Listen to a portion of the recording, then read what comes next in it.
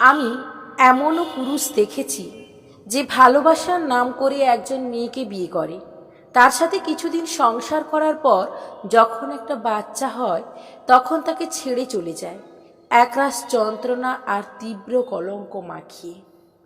আমি এমনও পুরুষ দেখেছি যে শুধুমাত্র ভালোবাসার খাতিরে সেই ছেড়ে যাওয়া মেয়েটাকেই তার সন্তান সহ সমাজ এবং পরিবার সবার বিরুদ্ধে গিয়ে আপন করে নিয়েছিল, তার সমস্ত কলঙ্ক নিজের নামে লিখিয়ে।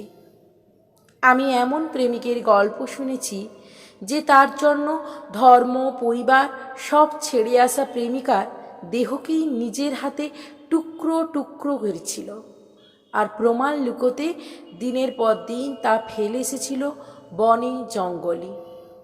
এমন প্রেমিকেরও গল্প আমার অজানা নয়, যে তার ক্যান্সারে আক্রান্ত প্রেমিকার সাথে তার ছায়া হয়ে সবসময় লেপ্টে ছিল। তার হাতে সময় সংক্ষিপ্ত জেনেও সে তার সাথে জুড়ে নিয়েছিল নিজের নামকে।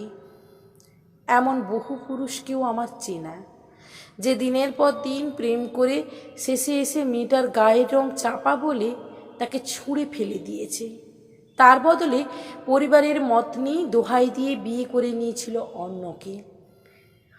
আমার এমন পুরুষের গল্পও শোনা, যে ভালোবেসে একজন অ্যাসিডদগ্ধ মেয়েকে বিয়ে করেছিল, যাদের সংসারের সময় এখন হাতে গোনার মতো নয়, বরং ঘর জুড়ে তাদের এসেছে এক নতুন অতিথিও। এমন পুরুষদের গল্প অহরহ, যারা ভালোবাসার নাম করে গ্রামের সহজ সরল মেয়েদেরকে শহরে এনে অল্প কিছু টাকার বিনিময়ে পতিতালয়ে বিক্রি করে দেয়।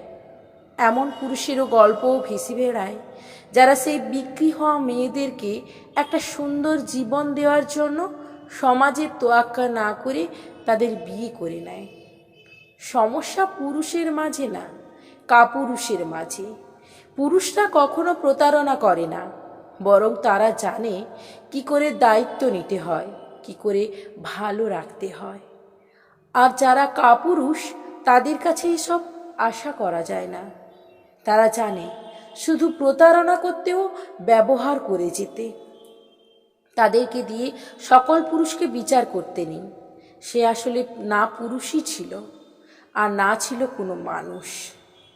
সে মানুষের খোলসে লুকায়িত অমানুষ ছিল।